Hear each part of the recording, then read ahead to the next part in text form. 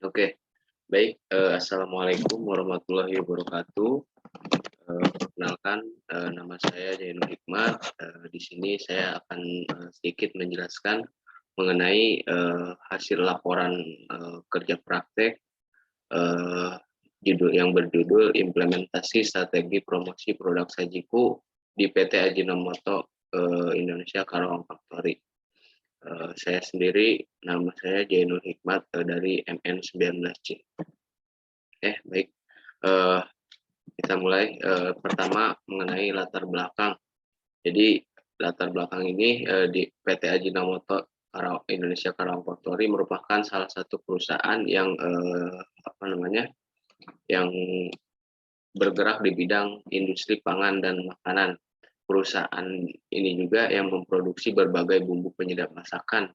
Beberapa produk yang dikenal masyarakat Indonesia satunya MSG, monosodium glutamat, Masako, Saori, dan Sajiku. Nah, produk Sajiku ini merupakan produk yang mempunyai banyak jenisnya. Di antaranya Sajiku tepung bumbu serbaguna, Sajiku golden crispy, Sajiku bakwan, Sajiku tempe crispy, Sajiku tepung manis, dan Sajiku tepung pedas. Nah, kenapa saya mengambil permasalahan mengenai Sajiku Sajiku mengenai produk Sajiku, karena permasalahan yang ada di PT Ajinomoto sendiri setelah saya kerja praktek di sana, yaitu permasalahannya mengenai kurangnya kenaikan penjualan dari produk Sajiku. Nah, maka dari itu saya mengambil judul mengenai implementasi strategi promosi produk Sajiku, yang dimana ini supaya meningkatkan penjualan mengenai produk Sajiku tersebut. Itulah latar belakang sedikit mengenai kenapa saya mengambil judul implementasi strategi promosi Sajiku. Next. Nah, ini yang kedua, ada yang namanya gambaran umum PT Ajinomoto Indonesia Karawang Factory. Nah, di mana untuk gambaran umum ini yang pertama ada sejarah perusahaan. Untuk sejarah perusahaan sendiri, bentar. Untuk sejarah perusahaan sendiri, PT Ajinomoto Indonesia Karawang Factory pertama didirikannya di Jepang, yang pendiri awalnya itu Dr. Kikune Ikeda pada tahun 1908. Nah, untuk dia tuh yang menemukan sumber rasa gurih dan kaldu rumput laut. Rasa gurih tersebut dinamakan umami. Nah, setahun kemudian produksi masakan ini menjadi sumber rasa umami yang mereknya Ajinomoto. Sampai saat ini Ajinomoto telah digunakan hampir lebih dari 100 wilayah dan negara selama 100 tahun. Nah, Ajinomoto sendiri masuk ke Indonesia pada tahun 1969,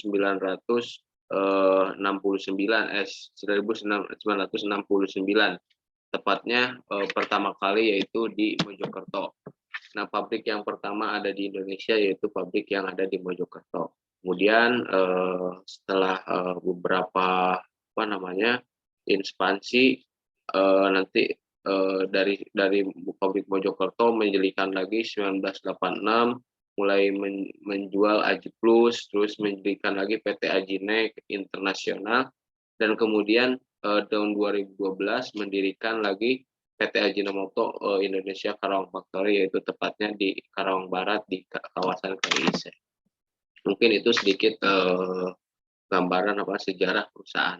Kemudian ada juga logo perusahaan. Nah, untuk logo perusahaan sendiri ini udah tertera di sini, tertera lambangnya Ajinomoto, ya, itulah lambang dari Ajinomoto, logo PT Ajinomoto. Kemudian ada juga profil perusahaan. Nah, untuk profil perusahaan ini mungkin nama lengkap perusahaannya itu PT Ajinomoto.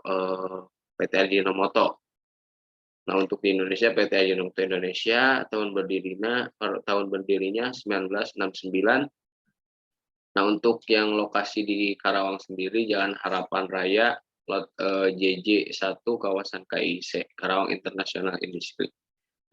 Jenis perusahaannya perusahaan produknya bumbu makanan.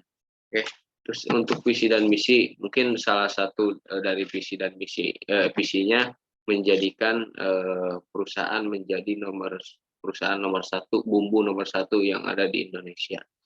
Ada beberapa langkah mungkin ya mengenai misinya, dengan cara yang bekerja yang terbaik dan memberikan pelayanan yang terbaik lah kepada konsumen. Oke, untuk selanjutnya, nah di sini ada tinjauan pustaka, di mana untuk tinjauan pustaka sendiri ada grand theory, ada juga middle theory, ada juga applied theory.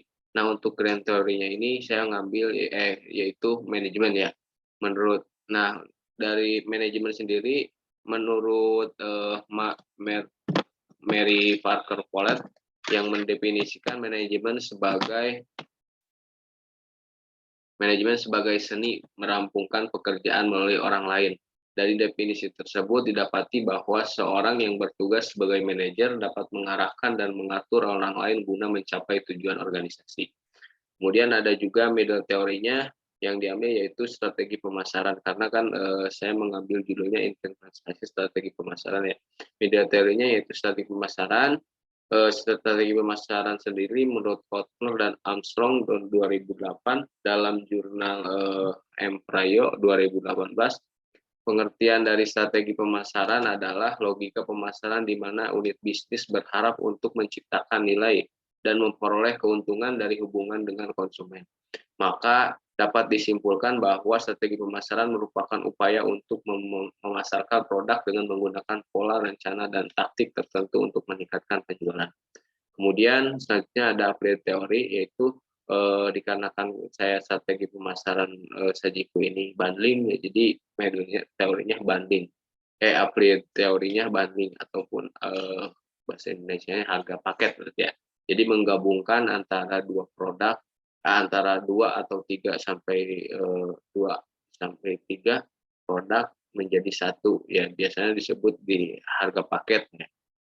Nah, dalam buku yang berjudul Sales Promotion Decision Making Contract and Verified mengatakan harga paket atau bundling melibatkan banyak barang yang ditawarkan sebagai atau untuk dijual bersama dengan beberapa bentuk insentif nilai tambahan yang ditawarkan melalui penawaran produk gratis dan terkadang unik. Jadi khususnya di Sajiku sendiri ya, karena beberapa macam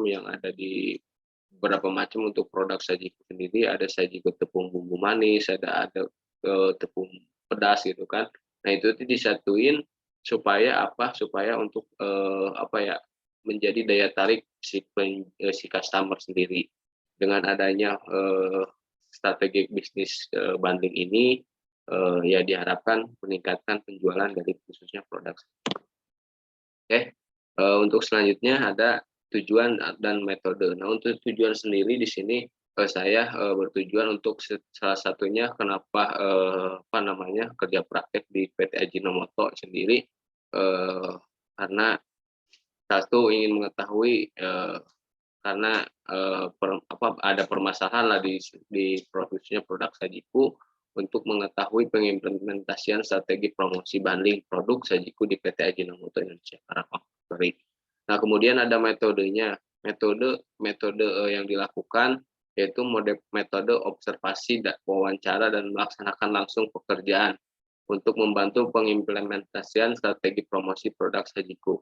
Observasi dilakukan oleh peneliti dengan cara pengamat dan pengumpulan data mendukung mengenai pengimplementasian strategi bundling produk Sajiku yang dilakukan pada PT Ajinomoto Indonesia Karawang Factory. Jadi tidak hanya memantau saja, saya pun langsung terjun ikut membantu melaksanakan kegiatan proses bundling produk Sajiku tersebut. Kemudian ada juga tugas yang dilakukan selama saya 3 bulan kerja praktek di PT Ajinomoto, khususnya di section KDC. Yang pertama yaitu training di PT Ajinomoto, yaitu selama 1 minggu ya saya training terlebih dahulu. Kemudian 1 minggu saya melakukan release speaking outbound. Jadi di kebetulan saya itu di section KDC, KDC itu di warehouse ya. Jadi di warehouse tersebut jadi ada inbound dan outbound. Nah, 1 minggu saya outbound, 1 minggu saya inbound, kemudian di minggu ke ketiga, di minggu keempat bulan kedua itu ada yang namanya langsung terjun langsung pengimplementasian strategi promosi bundling produk Sajiku. Nah, diantaranya ya salah satunya saya seminggu memahami terlebih dahulu cara kerjanya, SOP atau WI-nya, mempelajari mengenai bundling, kemudian membantu langsung proses bundling produk Sajiku ya. Nah, di sini ada 3 produk, ada STB 240 atau Sajiku tepung bumbu 250 gram, ada Sajiku bakwan, ada juga Sajiku golden crispy.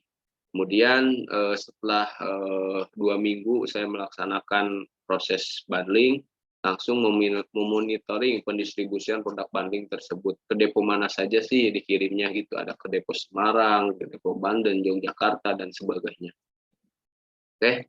Untuk selanjutnya ada permasalahan dan solusi. Nah, permasalahan sendiri berdasarkan hasil kerja praktik yang telah dilaksanakan selama 3 bulan tersebut, praktikan menemukan permasalahan yang ada pada PT Ajinomoto adalah kurang dikenalnya varian produk Sajiku dan juga menurunnya penjualan produk Sajiku mengakibatkan menjalankan pengimplementasian strategi produk banding Sajiku yang tadi sedikit tadi awal saya jelaskan bahwasanya jadi produk bundling tersebut kan banyak ya, ada Sajiku tepung bumbu manis dan sebagainya, ada pedas. Nah, ini tuh masyarakat sebenarnya hanya mengenal produk Sajiku saja. Jadi produk Sajiku ternyata banyak macamnya. Dengan adanya proses banding ini, strategi banding ini, masyarakat jadi bisa mengenalnya gitu. Jadi masyarakat yang tadinya mau belanja Sajiku ininya, oh ternyata Sajiku tuh banyak variannya gitu. Jadi permasalahannya masyarakat tidak mengenal dan menurunnya penjualan gitu. Terus solusinya setelah dilakukan analisis masalah dan identifikasi masalah, maka penulis mempunyai solusi dari kendala yang ditemukan. Solusi untuk mengatasi kendala pada masalah yang terjadi yaitu dengan cara mengimplementasikan strategi promosi bundling khususnya produk Sajiku ya, untuk meningkatkan penjualan dan juga bisa menambah dikenal gitu oleh masyarakat.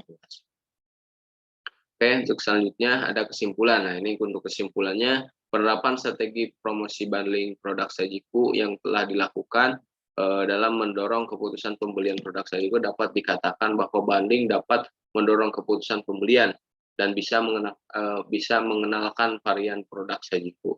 Nah, strategi bundling juga memiliki keunggulan yang tidak dimiliki oleh program promosi lainnya dan dapat dan juga dapat menjadi pelengkap program promosi lainnya, yaitu meningkatkan basket size dari sebuah